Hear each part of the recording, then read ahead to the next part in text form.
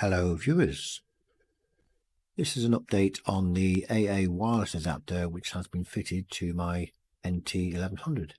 This was fitted about 3 months ago, and originally I used to have it connected via a USB cable, and I'm going to show you now how I originally had it connected. It plugged into the right hand USB socket, is on the NT, and there is a like a slot on the bottom of the rubber plug, which means you can put the rubber cover back on it normally, but you have to hide the dongle somewhere, which isn't very easy. You can stick it with a bit of Velcro or put it under the dashboard somewhere. Not very easy. So my solution is as follows. I first of all took out the rubber bung and I put a cut on the bottom of the rubber bung up to the center of the bung where the cable comes out, as you can see here, and I cut a small hole, probably about 3 to 4 millimeters in diameter, right where the cable comes out. I then put the USB cable into the socket on the motorbike, and then I put the rubber plug back on to seal it all, and once it was in position I sealed it with silicone sealer around the cable. And I did it in this way because if you do it first you will get silicone everywhere. Now, as you can see here, I've taken the cable down in the inside of the fairing, clipped it to the inside of the fairing using 3 cable tie bases, and I've taken it into the right hand side of the NT1100 side panels. Now, you may need a bit of stiff wire to poke through from the front to the seat area, and then tie your cable to it and then pull it through. You will need to remove the seat before you try to pull the cable through, and this is done by removing the 2 8mm screws on the back of the seat. This is the front part of the seat. The rear seat is removed by using the key, which is on the left hand side underneath the seat on the NT1100. So here we are, we've removed the front seat, and here you can see the inside of mine's got some various bits added, and there's the cable from the USB socket on the front of the motorbike, and it comes into the compartment under the seat. Now, I have secured mine in 2 bits of foam. There is the AA wireless dongle, there it is, and I have just slotted it in between the bulkhead that I have previously made for the 2 power sockets which I have. I have a 12-volt power socket there, and also a twin USB socket. And if you would like to see how them 2 power sockets were installed, I have a video showing that, and I will leave a link in the comments below. So let's put the front seat back on, and while we're putting the front seat back on, I just want to let you know that the AA wireless dongle are found to be very reliable. Every now and then you will get it where you turn the bike on and you forget to turn your headset on and it doesn't link. All you have to do is turn the motorbike off, make sure your headset is on first, and then turn on your motorbike. Once it's all connected, I haven't had any connection issues using this method. So let's see how I deal with my phone. I have the power sockets there. One is a twin USB and one is a normal lighter socket, or accessory power socket if you call it. I just get my phone, put it in a little case like this, and I leave it under the seat, connected to one of my USB sockets. And I then put the rear seat back on, and we are now ready to ride along. As most of my trips are short journeys, I don't normally put the phone under the seat unless it needs recharging for any reason. I only put it under the seat if I'm doing a long journey where I don't have to worry about the battery going flat. So when I take the phone out, I just close the seat and it's ready to go for next time. So thank you to all the viewers who have come this far. Thank you for watching, and if you're liking these videos, please click the like button and subscribe. It's always appreciated. So here's a little bonus for you. This is a device I bought to put in the power socket on the left hand side of the NT1100.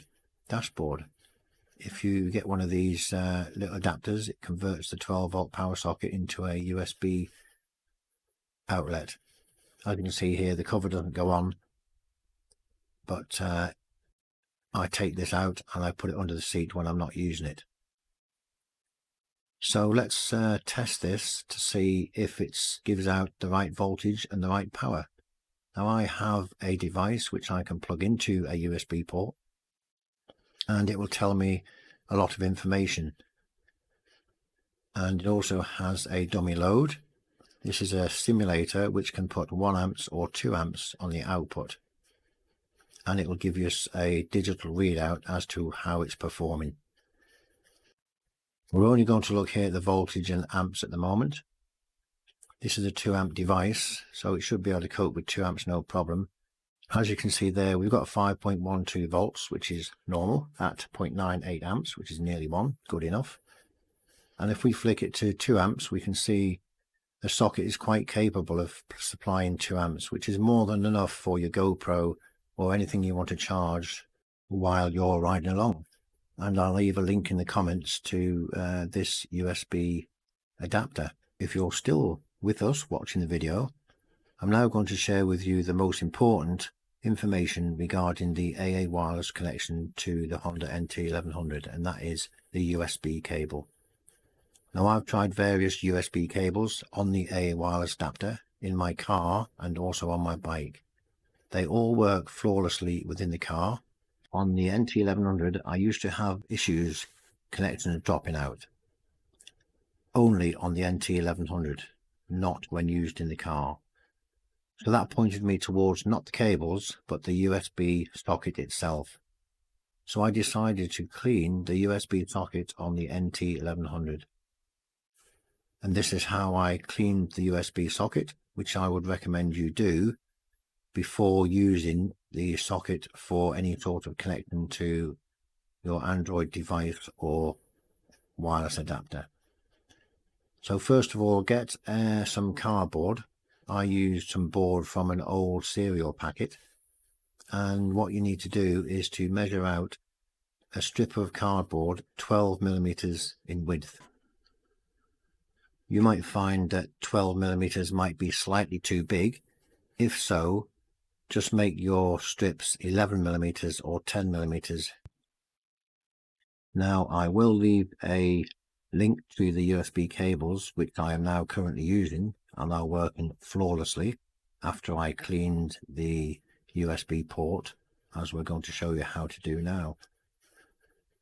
So we're cutting the strip, and this strip is, as I said, 12 millimeters in width, and we're going to take this strip of card and we are going to put some contact cleaner onto the card, and we're going to insert this into the USB port to clean the connections. They are 12 millimeters, possibly 11. Now we're going to show you how to do this on a computer, a laptop. First of all, check that the cardboard that you've just cut fits into the hole. Then take a wooden splint, the ones you find at your local coffee shop. Cut the end off so it is flat, like so. And then now you need to fold over the cardboard so that you have the wooden splint in the center. This just gives it a bit of support while you are pushing it into and out of the USB port. Just test it in the port dry to make sure it fits, and it should be just a nice fit without being too tight or too slack. Once you have this like that, get some contact cleaner. You can probably use WD-40 as well, because the cardboard is slightly abrasive and it should clean it anyway. But I use contact cleaner as well as the abrasive content of the cardboard, and then insert it into the USB socket in and out like so. You don't need to do it a lot, just probably about 10-20 times or something like that. And then what you have to do once you've done that, put that to one side, and then take a clean piece of the strip that you cut earlier and place that around the wooden splint and then insert that into the USB port just to clean up the contacts and get rid of any excess cleaning fluid that's inside the port. What you don't want to do is spray any fluids into the computer. Put it onto the cardboard only. So once you've cleaned it, dry it with a clean piece. You might see some marks on the cardboard, black marks or something like that.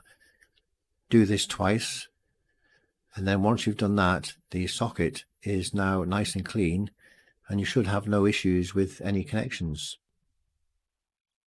Now you can use this method to clean other items such as USB dongles and Bluetooth adapters.